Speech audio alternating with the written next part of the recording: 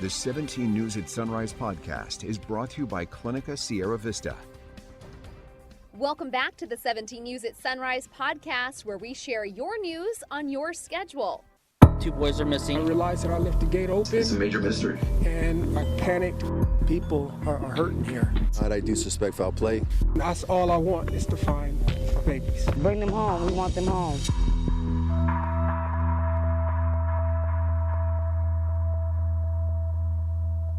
Good morning here at 5 a.m. and thanks for being with us. I'm Maddie Jansen alongside Chris Burton in This Morning for Alex. We begin this morning with breaking and gut-wrenching news in this case of the 2 little boys from California City reported missing more than 14 months ago. Trezell and Jacqueline West, the adoptive parents of the 2 boys, have each been indicted for 2 counts of second-degree murder, 2 counts of child cruelty, and for filing a false report of an emergency. The charges are official confirmation of the worst fears of thousands of people who have been hoping and praying for Orson and Orrin West's safe return. 17's Christian Galeno has been following this case for months, and he joins us live this morning from the Bakersfield Police Department headquarters in downtown Bakersfield with the latest. Christian, good morning. Maddie and Chris, good morning to you as well. Well, it's been more than a year that the community has been pleading and praying for the safe return of little Orrin and Orson West, better known as Classic and Sincere.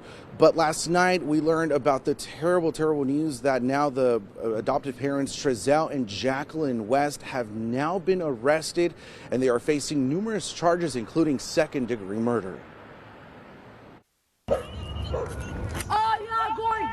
Biological cousin to the West brothers, Rosanna Wills, made her emotions clear just minutes after hearing news of the charges filed against 35-year-old adoptive father Trezell West. And now the truth is out. You know what I mean? Now the truth is out, and it's just the beginning of a long journey of getting justice. But we will get justice and hold every last one of them accountable. But to their surprise, the evening developed with Jacqueline and Trezell West now under custody and held without bail. Both are charged with 2 counts of second-degree murder, 2 counts of willful cruelty to a child, and falsely reporting an emergency. About the time the grand jury was returning its indictment Tuesday afternoon, 17 News tracked Trezell West to the tiny post office in the community of Edison, southeast of Bakersfield. In the nearby convenience store, West gave a false name to us, but said he knew the West family, and it was Trezell West. A customer overheard the conversation, and when West drove away in an RV, the customer followed him and snapped a cell phone picture. The customer posted the RV photo on a local Facebook page where it received dozens of comments and shares before it was removed. Hours later, that RV was recovered near Highway 58 and Enos Lane, about 17 miles west of Bakersfield.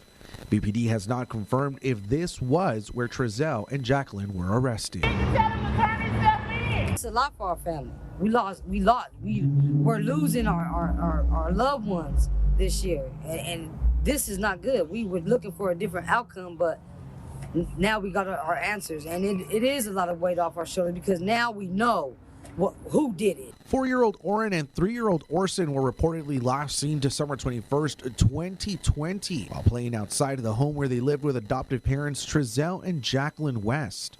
Multiple searches, hundreds of tips, and interviews have led to this moment where many have asked, where are the boys?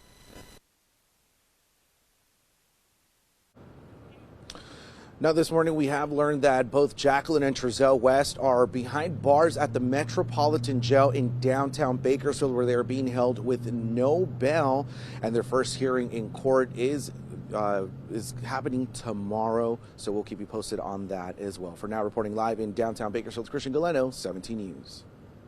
All right, thank you so much, Christian. Even after 14 months of intense public scrutiny, we know very little about Trezell and Jacqueline West. Public records tell us Trezell Philip West is 35 years old and Jacqueline Gabrielle Vasquez West is 32. They have no local arrest records. In the last year and 2 months, there have been dozens of searches and scores of prayer vigils, but the Wests have never been seen. There have been 3 posts by the, quote, extended West family, but none by Trezell and Jacqueline. A yearbook confirms Trezell was a 2004 graduate of Bakersfield High School. Public records show he held a security guard license that permitted him to carry an exposed firearm from March 2013 to March 2015. The exposed firearm permit was canceled when his guard license expired in 2015. Immediately after Orrin and Orson went missing in 2020, authorities seized the other 4 boys living with the Wests. Since they are now in custody of the county is suing Trezell and Jacqueline for child support. The suit says they have a monthly gross income of about $2,000, but it doesn't name the source of that income. The murder indictments came in the second degree. According to California law, a second-degree murder charge alleges a killing that is intentional but not premeditated, or a killing caused by reckless disregard for human life.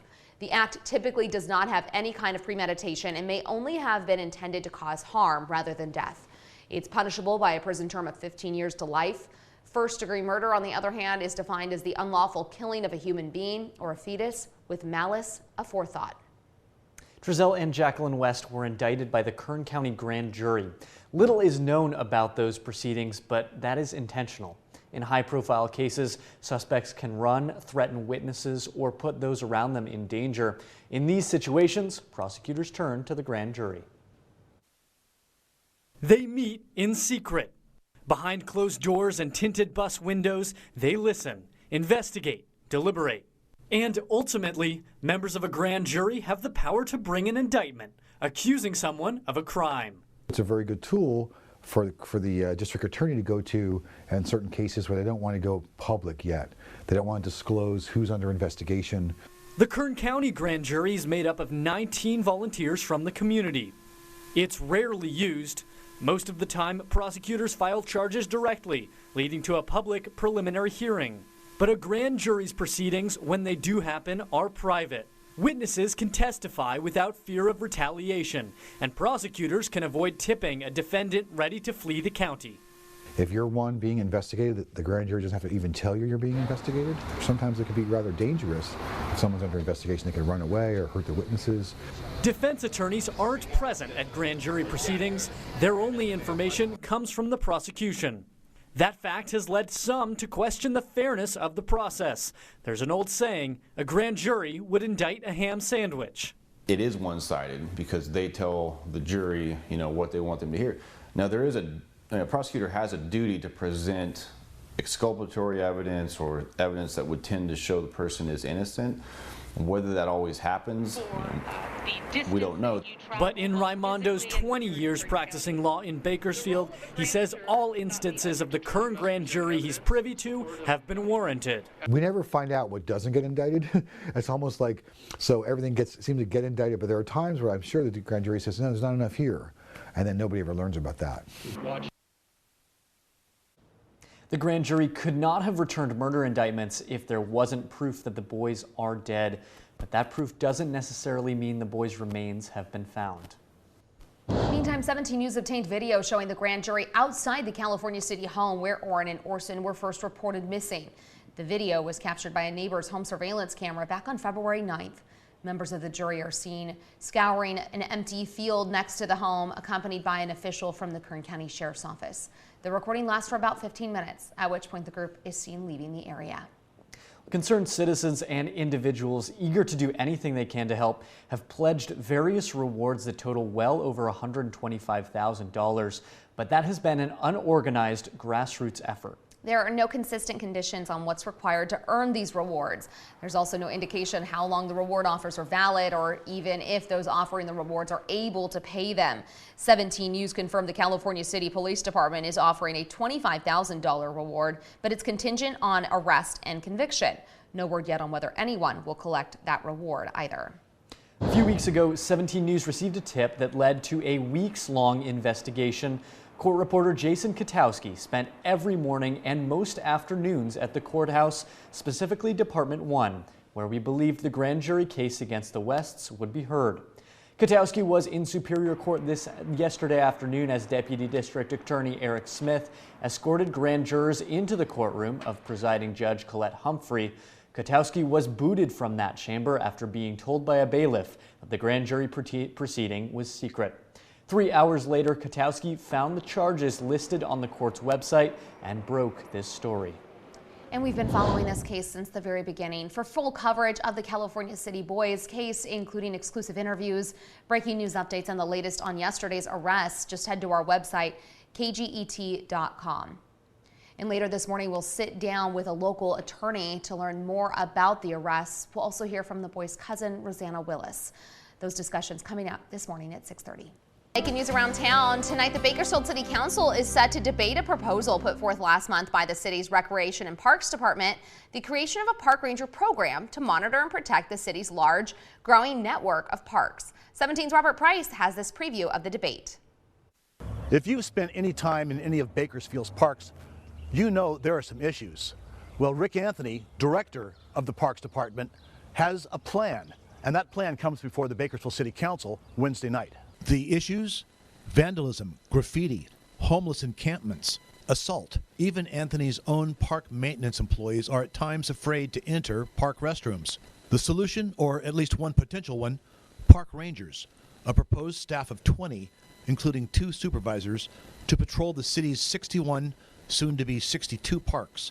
Not police officers with badges and guns, but uniformed code enforcement level employees who would provide an official presence, visual deterrence, and training that's appropriate for the kinds of issues that typically come up in parks. This is Rick Anthony, the city's parks director. We don't want them to come in and be hard-handed and heavy-handed, but to begin to make these relationships and connections with the community. Who would be opposed to that?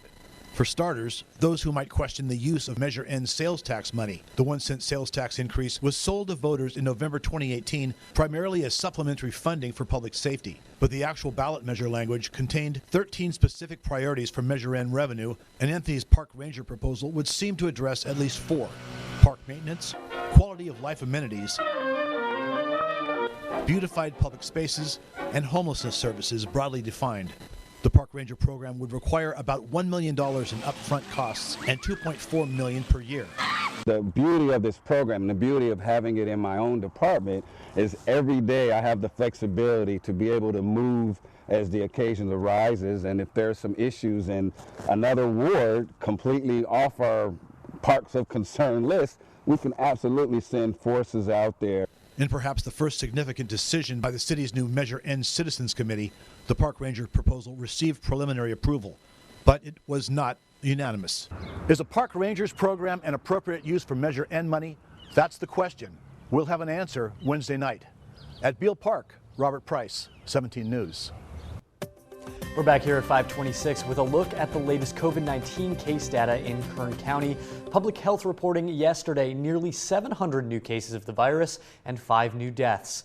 State data shows Kern County has 93 patients hospitalized with COVID-19 and 16 patients in the intensive care unit. That number is 5 fewer than the day before.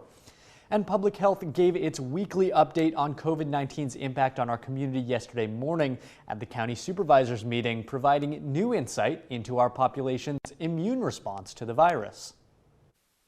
Those that have both been vaccinated and have been infected with COVID-19, both of those immunities are holding up really well. We are seeing a higher level of long-term immunity from our COVID-19 infections here in Kern County. Public Health Director Bryn Kerrigan confirming that local data shows those who have been infected with the virus and recovered have a better long-term immune response compared to those who have been vaccinated but not infected with the virus. And county supervisors voted yesterday to formally adopt opposition to a proposed bill in the California Assembly that would require private and public institutions to require COVID-19 vaccinations and proof of vaccination for all eligible employees. That bill, AB 1993, would go into effect at the start of next year.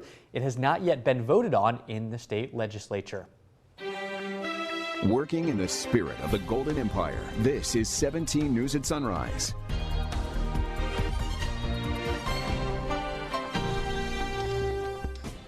The 17 News at Sunrise podcast is a production of KGET and Nexstar Media Group. For more on all of the headlines in today's show, head to kget.com.